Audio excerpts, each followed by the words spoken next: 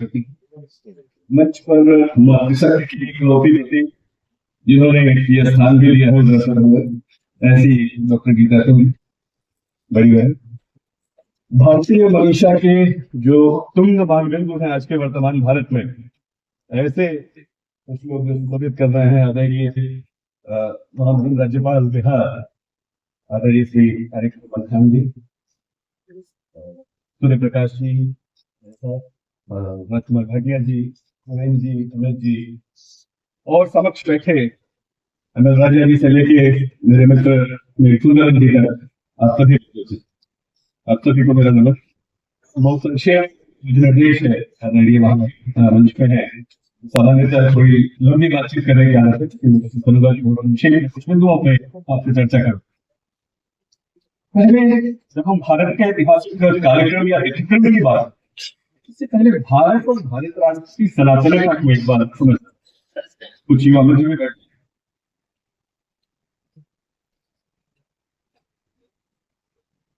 भारत और भारत राष्ट्र की सनातनता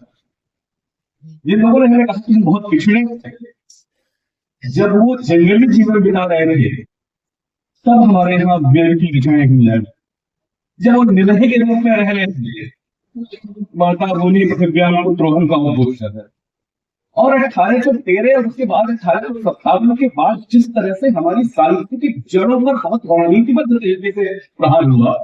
वो बहुत ठीक से समझना है। मैं 3 त्रिकड़ियों से आपको परिचय कराऊंगा तो ये हमें आज संघर्ष करना पड़ रहा है, बहुत संगठित रूप से संघर्ष करने की जरूरत है कि अपने ऐतिहासिक व्यक्तिक्रम अपने इतिहास की विसंगतियों ठीक कर सकूं। मैं इस 3 कड़ियों की चर्चा करूंगा। सबसे पहले जे.आर. सीले, जॉन स्ट्रेची और आर्चर ब्लैंक मिलकर 1857-1870 के बाद रहे जिस तरीके से स्टैब्लिश किया कि सब भारत के खिलाफ नहीं। आप पढ़िए एक बार जॉन स्ट्रेची का भाषण है कैंपस में ऑनलाइन लीक में,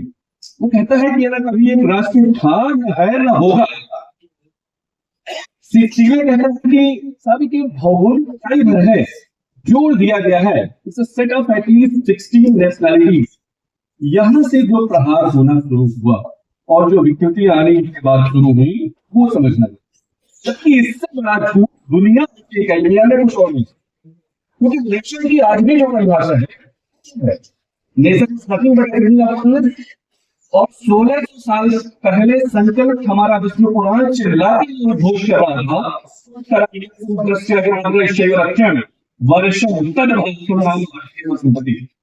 जो पूरी भौगोलिक सीमाएं बता रहा था और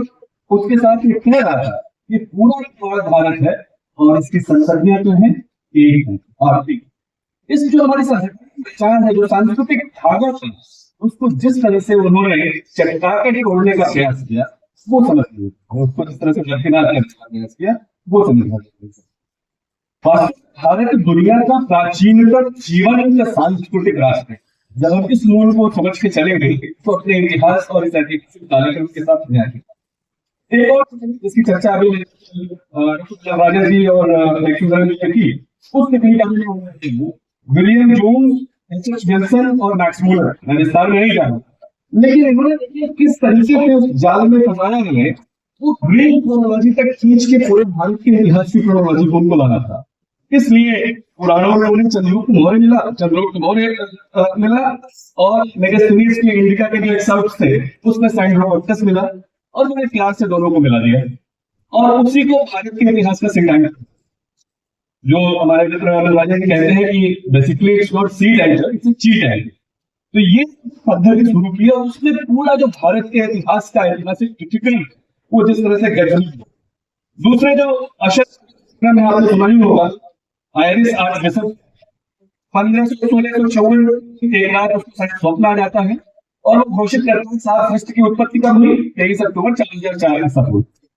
और सारा इतिहास और ये घोषित किया जाता है बाकायदा, देखिएगा जो युवा बैठे हैं आप सर्च करके देखिएगा, ये घोषित किया जाता है कि अगर आपने इसको गलत कहा तो आपको पाखंडी घोषित कर दिया जाएगा और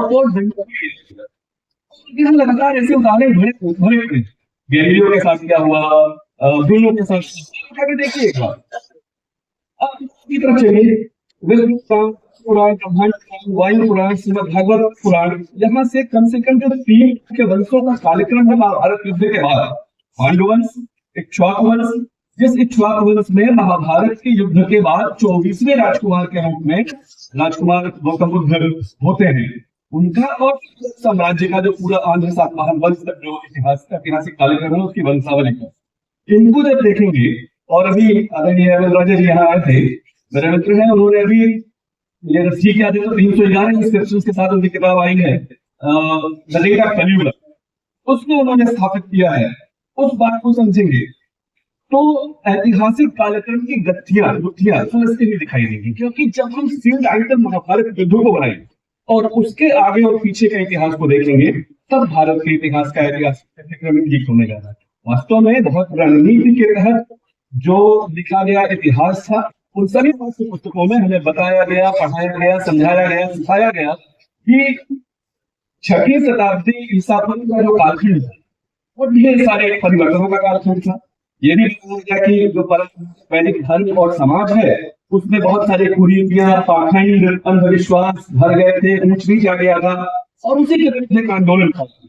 और कोई आकस्मिक घटना नहीं, कोई आकस्मिक घटना नहीं, बल्कि चिरकाल से संचित असंतोष की ही परिणति और यज्ञ विधि विधानों और कर्मकांडों के विरुद्ध ये पूरी प्रतिक्रिया थी जो बौद्ध धर्म और 62 मतांतर से बताया है। उसके सामाजिक और आर्थिक कारणों को बहुत ठीक से स्पष्ट करते हैं। मैं समय कम है इसलिए उसके डिटेल्स में नहीं जाऊंगा, और साथ साथ बड़ी खूबसूरती से बताते हैं कि यही कालखंड था जब एक बुद्ध और महावीर को उन्होंने सर्वकालीन कर दिया और बताया कि इसी समय चीन में कन्फ्यूशियस और लाओत्से,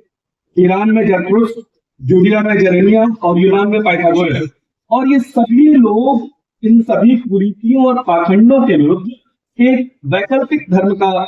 आश्रय दे रहे थे, एक वैकल्पिक धर्म का मार्ग सुझा रहे थे। अब काल निर्धारण जब करने की बारी आई तो 563 से 483 ईसा पूर्व के बीच उन्होंने काल निर्धारण कर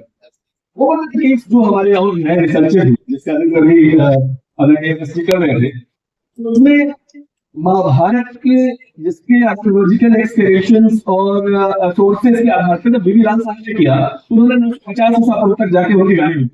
लेकिन इधर आप देखिए सिरोही, राखी गढ़ी के जो एक्सकवेशंस हैं और भी जो बहुत सारे अभी पावर होल्स हमें मिले, मैं लगातार चैनल्स पे उनको लेके था पिछले कई 2-3 सालों में खूब अच्छी तरीके से,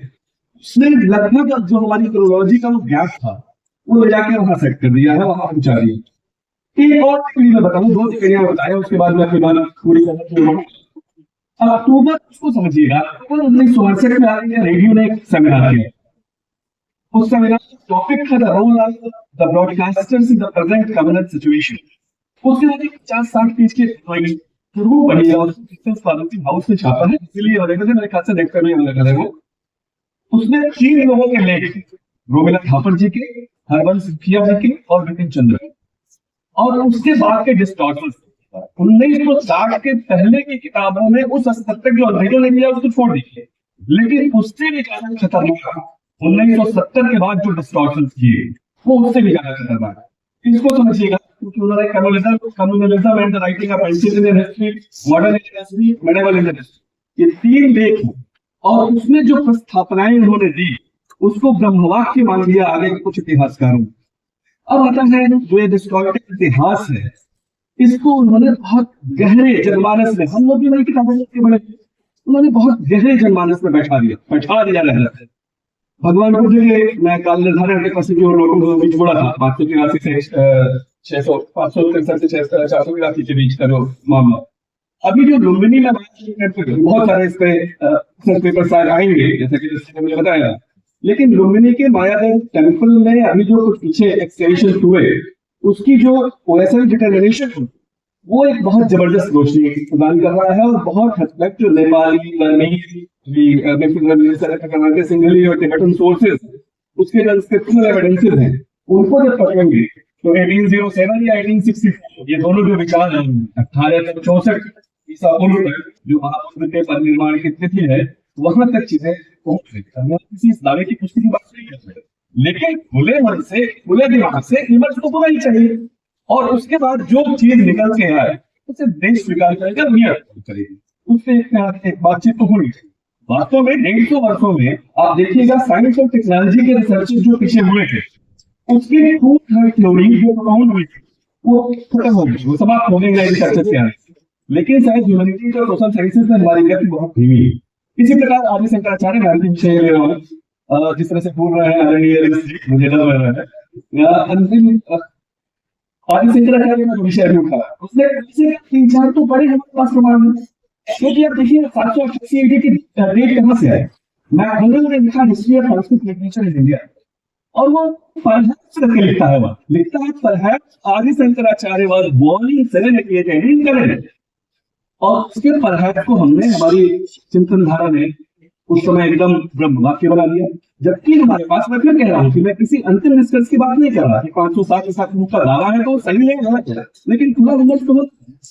हमारे पास प्रमाण बहुत सारे हैं। कुमारिल भट्ट का जिन विजय, उसमें शंकराचार्य के देहावसान की तिथि 478 से 472 के बीच ईसा पूर्व के बीच बताई गई है। अभी सुधर्मा के ताम्रपत्र का जिक्र हो रहा था, सुधर्मा चौहान के, उसमें जो चिराग 2631 से 2663 यानी वही हुआ 507 से लेकर 475 BC के बीच बताई गई। कांची ने शंकराचार्यों की सूची जारी की,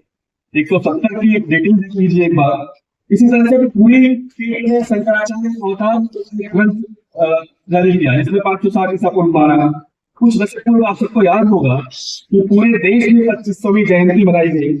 तथ्यों में इनका विमर्श आवश्यक है। मैं बस अपनी बात वाणी को विराम देने को चाहूंगा कि कार्यक्रम के व्यतिक्रम की जो गांठें हैं ऐतिहासिक कार्यक्रम की,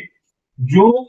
बहुत उत्साह और चालाकी के साथ कुछ अतिशय समर्थ रहे इतिहासकारों ने जाले में हमको फंसा दिया था, उन्हें अपने श्रम, अपनी बुद्धिमत्ता और अपनी चतुराई के साथ हमें उस गांठों को खोलना होगा। मैं यहाँ कुछ युवा भी बैठे हैं, उनका आह्वान करते हुए कि गौरवशाली भविष्य भी महान है, उसे संभाले, उन्हें जो वर्तमान है, और हमको आता है नई राह बनाने का हुनर, हमको आता है नई राह बनाने का हुनर। हम पहाड़ों से भी रास्ता नहीं मांगते, हम राही लिए चलते हैं सरसर पूरे, हम कभी पेड़ों से साया नहीं मांग करते। और